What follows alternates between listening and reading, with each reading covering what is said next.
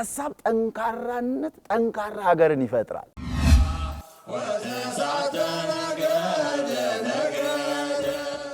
አንድነት ሕይወት ያስገኛል። አንድነት ጥንካሬ ይሰጣል። አንድነት ደግሞ ጠላትን ያረቃል።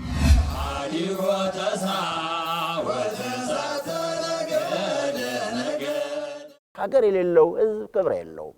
ሀገራችን ክብራችን ናት። ሀገር ልንደራደር አይገባም።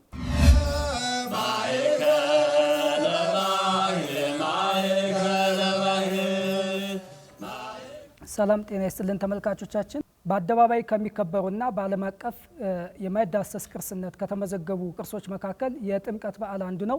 የ2018 ዓ.ም የከተራና የጥምቀት በዓል በመጪው እሁድና ሰኞ በድምቀት በአደባባይ ይከበራሉ። በዓሉን አስመልክቶ በቅድስት ሥላሴ መንፈሳዊ ዩኒቨርሲቲ የነገረ መለኮትና የስነ ልቦና ከፍተኛ መምህር ከሆኑት ከአባ ጌዲዮን ብርሃነ ጋር ቆይታ እናደርጋለን። አብራችሁን ቆዩ። አባታችን ውድ ጊዜዎትን ሰውተው ለዚህ ቃለ መጠይቅ ፈቃደኛ ስለሆኑ በራሴና በተቋሚ ስም እጅግ አድርጌ አመሰግናለሁ። የጥምቀት በዓል በኢትዮጵያ ያለው ትውፊታዊ አከባበር ምን ይመስላል? የበዓሉ መከበር ምክንያትስ ምንድነው? ጥምቀት ጌታችን መድኃኒታችን ኢየሱስ ክርስቶስ በዮርዳኖስ ወንዝ መካከል በመጥምቁ ቅዱስ ዮሐንስ አጥማቂነት የተጠመቀበት በዕለተ ማክሰኞ ከሌሊቱ 10 ሰዓት ላይ ተጠመቀ። ያንን ምክንያት በማድረግ የሚከበር ትልቅ በዓል ነው ማለት ነው። አሁን እንግዲህ ከ33 ዓመተ ምህረት ጀምሮ እስካሁን ሳይቋረጥ የመጣ በዓል ነው ማለት ነው። በአደባባይ በተለይ ከከተራ ጀምሮ የማክበር ስርዓቱ ወይንም ልምዱ እንግዲህ መጀመሪያውኑ የበዓሉ ጽንሰ ሐሳብ ክርስቶስ ወደ ዮሐንስ ወደ አጥማቂ ወደ ዮሐንስ መሄዱ መነሻው ይሄ ነው። መሄድ አለበት። ዮሐንስ ወደ ክርስቶስ መምጣት ሲገባው ጌታችን መድኃኒታችን ኢየሱስ ክርስቶስ ወደ ዮሐንስ ወደ ክርስቶስ መምጣት ሲገባው ራሱ ባለቤቱ ክርስቶስ ጌታችንና መድኃኒታችን ኢየሱስ ክርስቶስ ወደ ዮሐንስ ሄደ። መነሻው መሄድን ያመጣ እንግዲህ መነሻው የበዓሉ መሰረት አጀማመን ራሱ በመሄድ ላይ የተመሰረተ ነው። ይሄውም እንግዲህ ነገረ መለኮታዊ ብዙ ትርጉሞች አሉት። ግን ዝቅ ብሎ ናሳይል ወደሱ ሄዶ ወደ ቅዱስ ዮሐንስ ሄዶ አጥምቀኝ ወንዝ ወዳለበት መጠመቂያ ወዳለበት ስፍራ መሄድ። ስለዚህ የውጭ ወይንም የአደባባይ በዓል እንዲሆን ያደረገው አንድ በዓሉ ሲጀመር በመሰረቱ የነበረው ጽንሰ ሐሳብ ነው። ወይንም የትግበራ የተተገበረበት መንገድ ወደ መሄድን ያካተተ ወደ ወንዝ መሄድ ወደ አጥማቂው መሄድ ፕሮሰስ ያለው ወይንም መሄድ ያለበት በመሆኑ የአውዳዊነት ወይንም የውጭ የአደባባይ በዓል መሰረታዊ መነሻው የታሪኩ ጽንሰ ሐሳብ ነው። ከነዚህ ከተከናወኑ ትምህርቶች አሁን ያለው ትውልድ ምንድነው የሚማረው? አብሮነትንስ ከማዳበር አንፃር አንድነትን ከማስተባበር አንፃር ያለው ትምህርት ምንድነው? በሃይማኖታዊ ጽንሰ ሐሳብ አብሮነት መሰረት ነው። የክርስቶስ መወለድ የመጀመሪያው ጉዳይ አብሮነትን ማጽናት ነው። በሰውና በእግዚአብሔር መካከል የነበረውን የጠብ ግድግዳ መለያየትን ለማጥፋት ክርስቶስ ወደ ሰው መጣ ነው ብለን ያልነው። መወለድ ይጀምራል። አብሮነት የክርስቶስ መወለድ ስናከብር አብሮነትን ነው የምናከብረው። ሰው ከእግዚአብሔር ጋር ሆነ፣ እግዚአብሔር ከሰው ጋር ሆነ። መጀመሪያ ሰው ከእግዚአብሔር ጋር መሆን ሲያቅተው እግዚአብሔር ከሰው ጋር ሆነ። አብሮነት እንጀምራለን። ከዛ በኋላ ያሉት ነገሮች በሙሉ የሰው አብሮነት የተጠናከረባቸው ናቸው። እነዚህም ገቢረ ተአምራቶቹ፣ ትምህርቶቹ አጠቃላይ አብሮነት የተጠናከረባቸው ናቸው። ለምሳሌ የዋዜማውን ትምህርት የቅዱስ ዮሐንስን ትምህርት ስንመለከት ያለው ለሌለው መካፈል። ለምሳሌ አቅም ያለው አቅም የሌለውን፣ ጤና ያለው ጤና የሌለውን፣ ገንዘብ ያለው ገንዘብ የሌለውን ሁሉም ባለው ላይ ሹም ነው። ስለዚህ የቅዱስ ዮሐንስን አስተምሮ ስንመለከት ያለው ለሌለው እንዲያካፍል ማህበራዊ ህይወትን ማዕከል ያደረገ ነው። ያለው የሌለውን ያካፍል። ምክንያቱም ባዶ በመሆናችን ክርስቶስ ባዶ የሆነውን እግዚአብሔርን ያጣውን የሰው ልጅ ለመካስ ሰው እግዚአብሔር የሚሆንበትን እድል ወይንም እግዚአብሔር ሰው የመሆንን እግዚአብሔር ከእናታችን ከእመቤታችን ከቅድስት ድንግል ማርያም ከሶስቱ አካላት አንዱ አካላዊ ቃል ከስጋዋ ስጋ ከነፍሷ ነፍስ ነስቶ ሰው ሲሆን የሰው ልጅ እግዚአብሔር የሚሆንበትን እድል አገኘ። ምን ማለታችን ነው? አምላክ ሰው ሆነ፣ ሰውም አምላክ ሆነ ማለት ነው። ስለዚህ አብሮነትን ከማጠናከር ይህንን በዓል ስንመለከት ያንን የዕዳ ደብዳቤያችን ተደመሰሰ ብለን ስንል በሰውና በእግዚአብሔር መካከል በሰውና በሰው መካከል ያለ ልዩነት ተሻረ ማለታችን ነው። ብዙ ጊዜ ልዩነት ጎጂ ነው። መለያየት ብዙ ጊዜ ጥፋትን የሚያስከትል ነው። በመሃል ለመደማመጥ መለያየትን ያመጣል። መለያየት ደግሞ የህይወትን ኪሳራ ያመጣል፣ ውድቀትን ያመጣል። አንድነት አንድ ስትሆን ታብራለህ፣ አንድ ስትሆን ኃይለኛ ትሆናለህ። እንደውም አንድ አባባል አለ አይደለ? ድር ቢያብር አንበሳ ያስር፣ አንበሳ አያስርም ያስር አይደለ? አንድነት ኃይል ነው አይደል? እና በማህበራዊ ህይወት የጥምቀት ጠቀሜታው ምንድነው ብለን ስንል አንድ እንዳንሆን አድርጎን የነበረ የዕዳ ደብዳቤ ሲሻር አንድነታችን በክርስቶስ መስቀል የተመለሰበት ዕለት ማለት ነው። በመንፈሳዊ ባህሎቻችን ሁሌ ስናከብር የምናየው ትህትናን ነው። ትህትና ደግሞ የሚገለጠው በዝቅታ ነው። ይህም የአደባባይ በዓል ስናከብር በምን መልኩ ነው ማክበር ያለበት? ህዝበ ክርስቲያኑ ከክርስቶስ ምን ትምህርት እየወሰደ ነው ማክበር ያለበት? ሶስት ነገሮችን መውሰድ ይኖርበታል። የመጀመሪያው ነገር የእግዚአብሔርን ድምፅ ባለማድመጥ ምክንያት የመጣው የሰው ልጅ የኃጢአት የሞት ተገዥ ሆነ። አለመደማመጥ መጨረሻው ሞት ነው። አለመደማመጥ መጨረሻው መለያየት ነው። አለመደማመጥ መጨረሻው ውርደት ነው። የማይደማመጥ ማህበረሰብ ይጠፋፋል።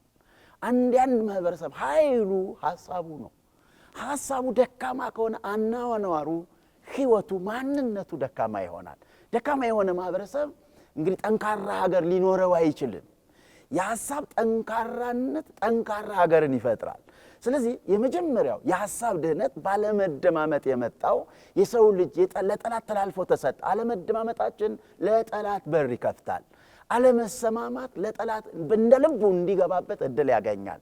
ሰይጣን ወደ ሰው ህይወት እንደ ልቡ የገባው የሰው ልጅ የእግዚአብሔርን ድምፅ መስማት በተወ ጊዜ ነው። ድምፁን መስማት ባቆመ ጊዜ ነው። ባለመታዘዝ ምክንያት የሚገባውን የእግዚአብሔርን ድምፅ ሲያጣ የማይገባው በጠላት ተላልፎ ተሰጠ ማለት ነው።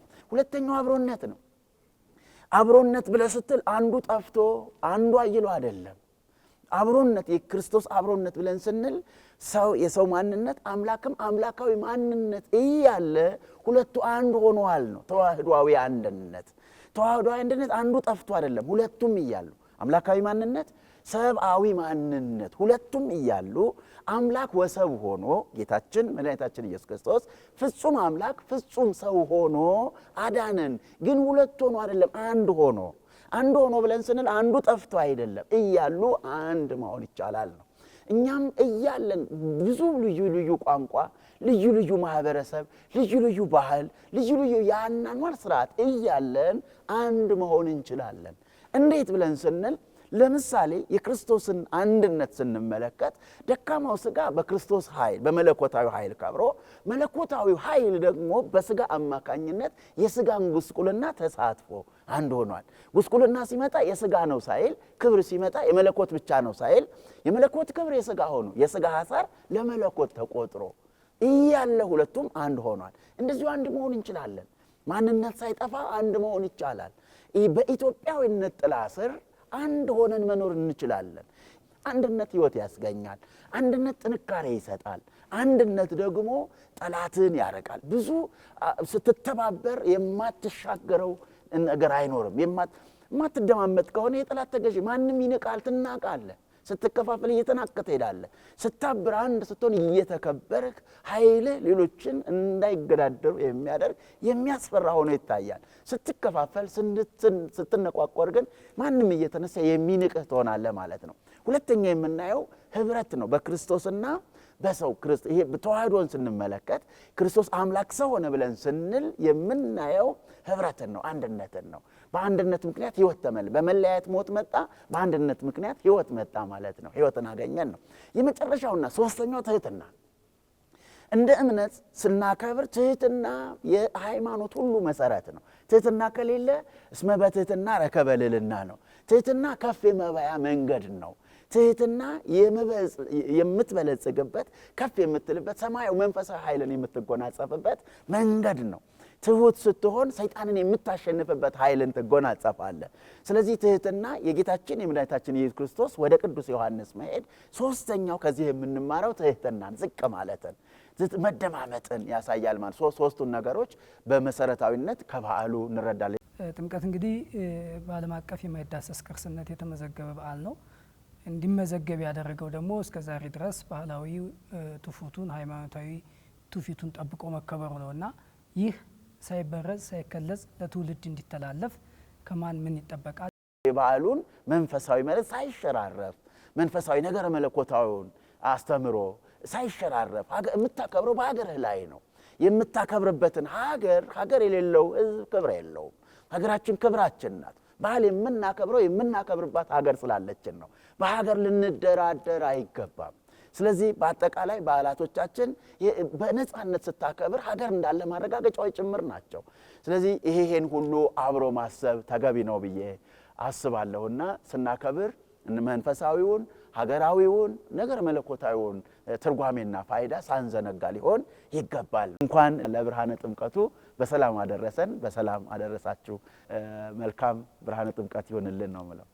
ተመልካቾቻችን የከተራና የጥምቀት በዓልን በተመለከተ በቅድስት ሥላሴ መንፈሳዊ ዩኒቨርሲቲ የነገረ መለኮትና የስነ ልቦና ከፍተኛ መምህር ከሆኑት ከአባ ጌዲዮን ብርሃነ ጋር ያደረግነው ቆይታ እዚህ ላይ ያበቃል።